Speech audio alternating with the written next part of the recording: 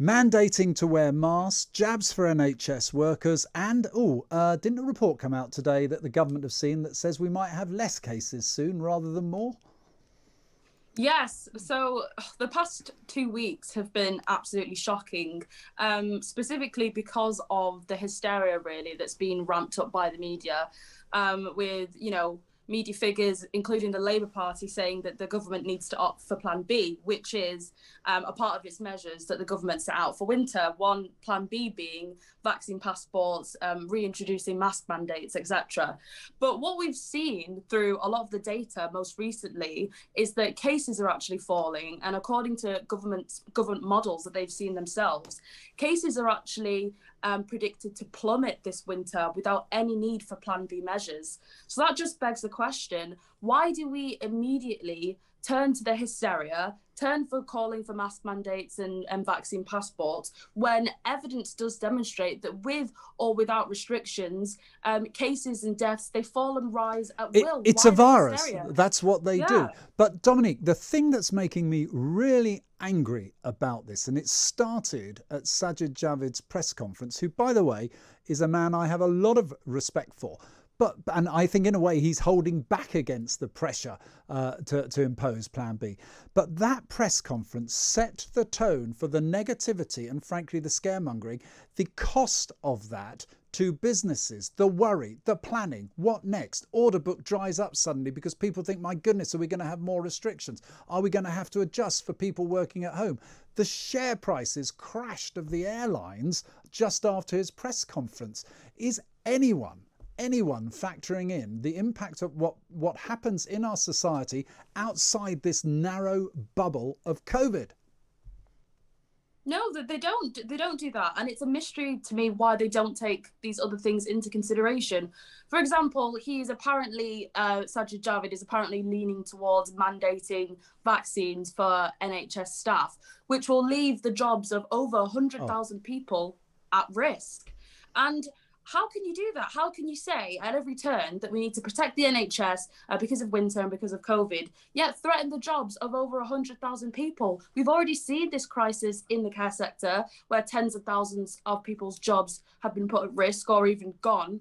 How does that make sense? You can't in one breath say protect the NHS and then threaten to get rid of over 100,000 workers if they don't get the vaccine. Well, let me now try and put an alternative to you. If you had your grandfather or your grandmother going into hospital, would you feel comfortable and they weren't going in for COVID, they were going in for something else. We know hospitals have been breeding ground for spreading infection.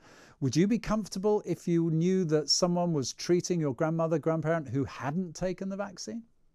Well, firstly, doctors and nurses have been working within the NHS for 18 months now without necessarily having been vaccinated, and they've been doing, a brilliant job.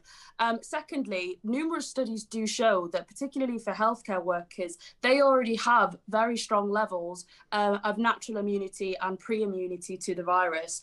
So therefore, what the study found was that when COVID was spreading in hospitals, a lot of these healthcare workers were not actually contracting COVID when they probably should have because of that pre-immunity and the fact that a lot of us do have a natural barrier to the virus.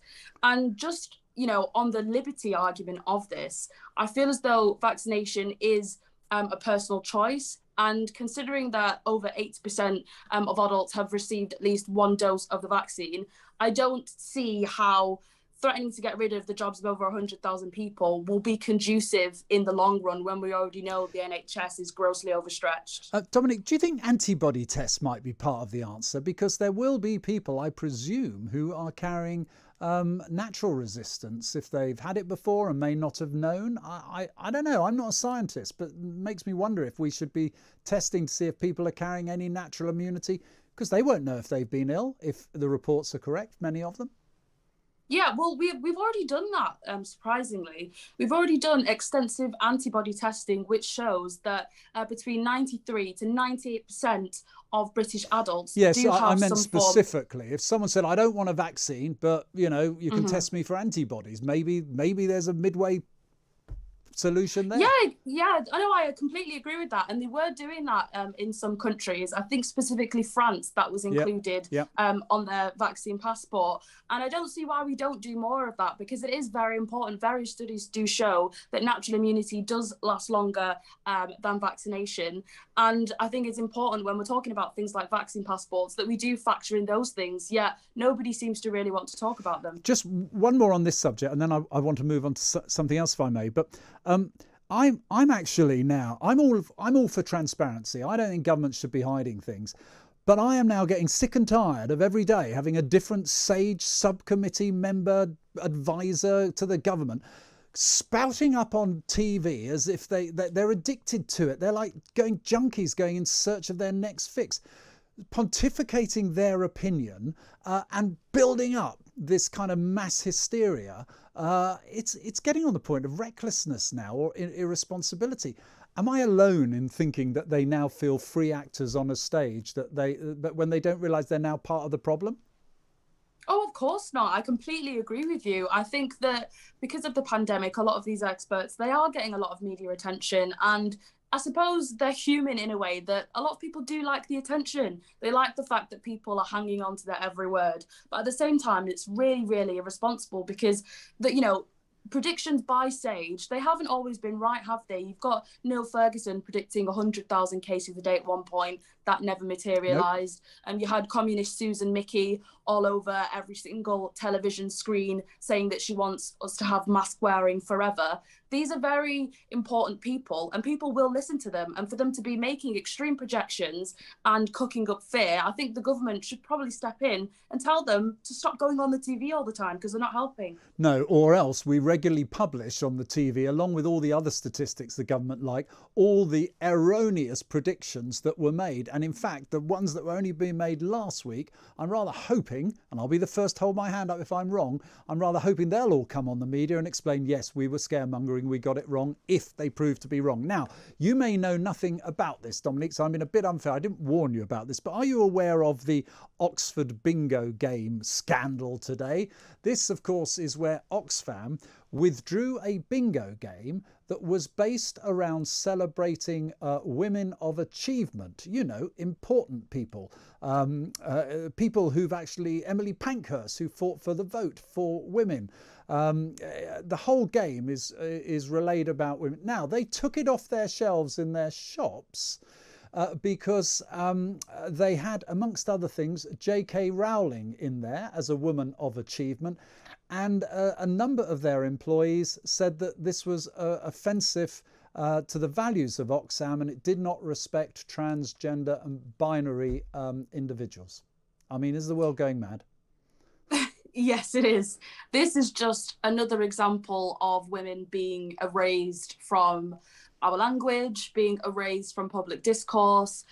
Women nowadays aren't really allowed to be recognised as women, because apparently that offends transgender and non-binary people.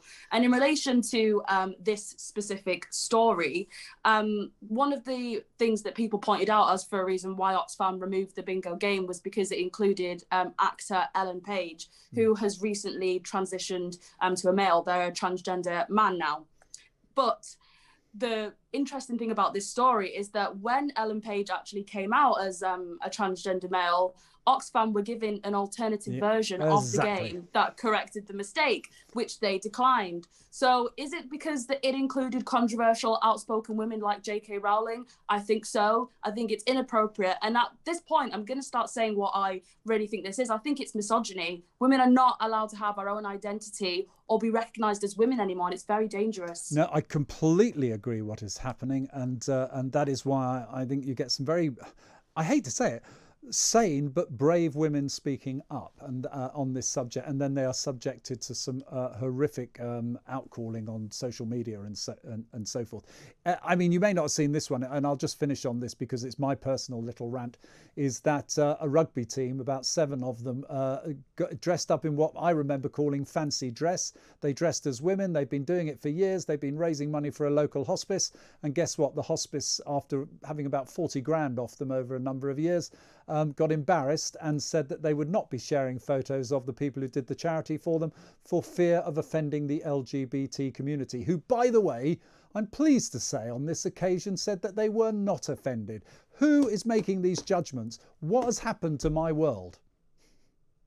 I don't know who is making these rules. They seem to be being made up on the spot, and nobody can really keep up. And if anything, I think women should be offended by a bunch of men dressing up as exaggerated caricatures of women. I mean, I'm personally not offended. I think it's funny. Men have been doing this, you know, even at hen do's and things like that. Pantomimes, for goodness sake. Yeah, exactly, pantomimes. I don't mind, but if anything, if anyone were to be offended, I think it should be women, not the LGBTQ community. Well, in fairness to them, I don't think it was. It was the management of the hospice who were obviously being extremely woke about it. Dominique Samuels, I can see why this is such a popular slot, and it's great to have you on the show. Thanks very much for joining me